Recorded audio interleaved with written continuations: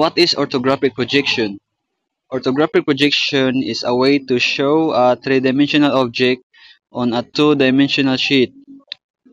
Ang three-dimensional object is nag-base ni siya sa usa ka object, ang side, ang front, o ang top. Ang two-dimensional object, ang two-dimensional sheet is like the flatten of kuan ba sa object. Like kanang ang gibasehan niya kay ang width ug height. Like palitan ang bumbong, like papel. Mao na siya ang pasabot sa two-dimensional sheet.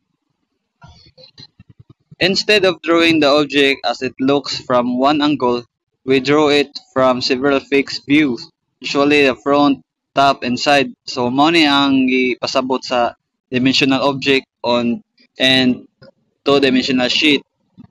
Each view shows only two dimensions, width, height, or width and depth, etc. So drawing stays clear and accurate. So kani nga pamagi makahatag ni siya og limpyo and sakto nga porma. The three principal views. First one, front view. It's a 2D representation of an object as seen directly from the front. It typically shows the most important features and the overall shape of the object. It is a primary view used in conjunction with other views like top and side views to fully describe the object.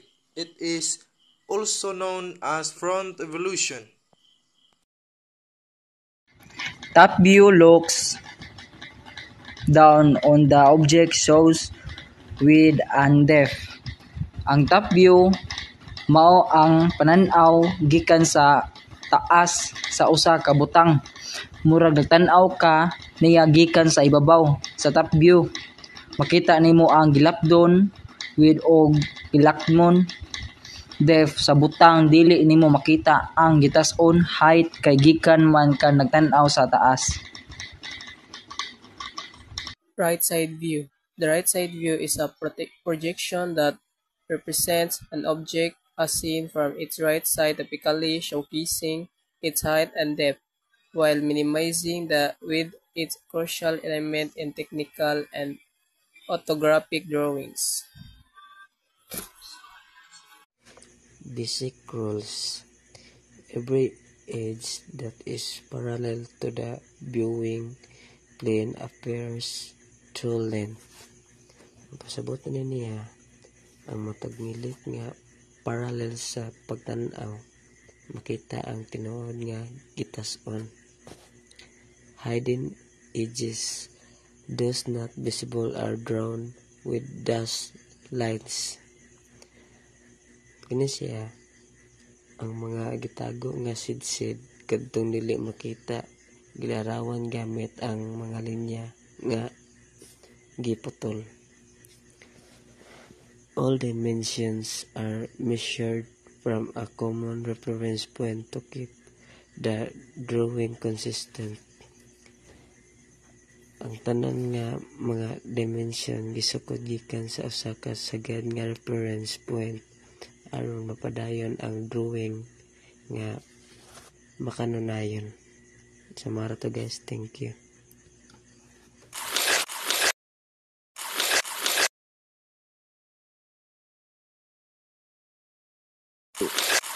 What is orthographic projection?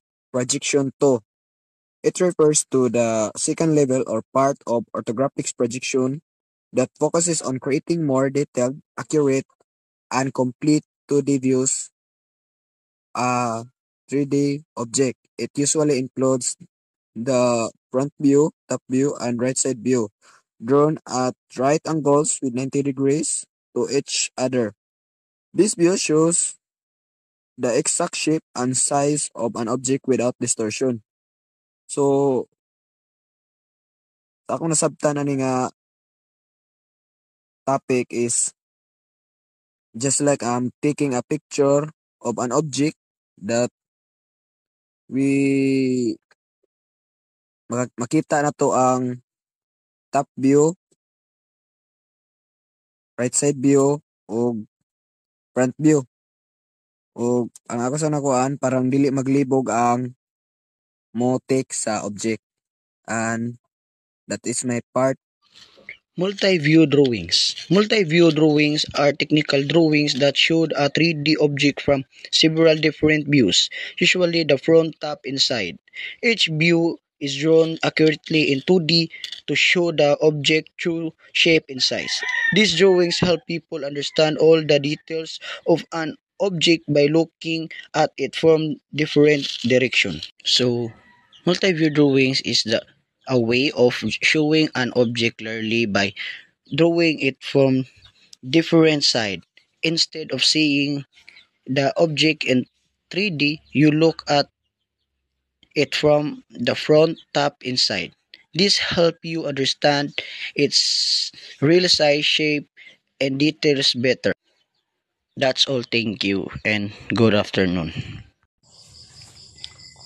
Why multi-view drawing are important? They show the true size and shape of every part of the object. 1.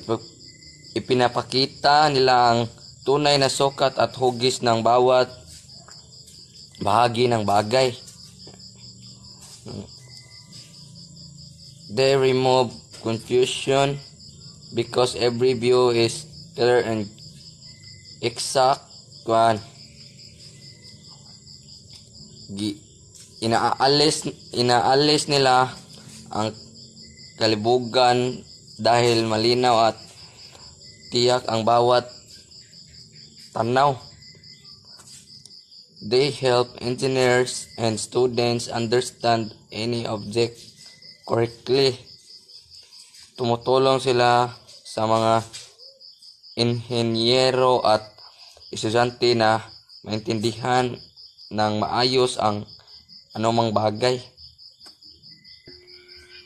Complex object visualization. Complex object visualization is the process of creating visual representations of objects, systems, or data sets that have many parts, layers, or relationships. Its goal is to make complicated information easier to understand by turning it into diagrams, 3D models, charts, or illustrations.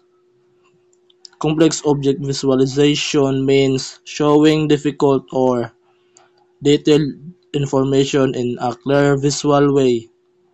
Instead of just using text, it turns complicated objects, systems, or data into diagrams, 3D models, charts, or drawings so people can understand them more easily.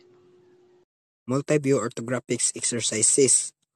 Multi-view orthographics exercises are practice activities that train students to draw an object from different standard views, usually the front, top, and side. Using orthographics projection, these exercises help develop skills in visualizing three-dimension object and representing them accurately in two-dimension technical drawings. So, my understanding of this is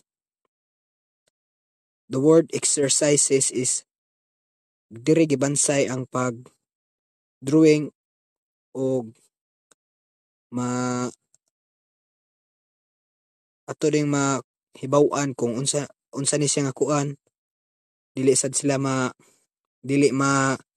libog ang usa ka tawo og mahibaw-an unsa gidak-on sa usa ka object nya, dili sad maglibog, and that's it.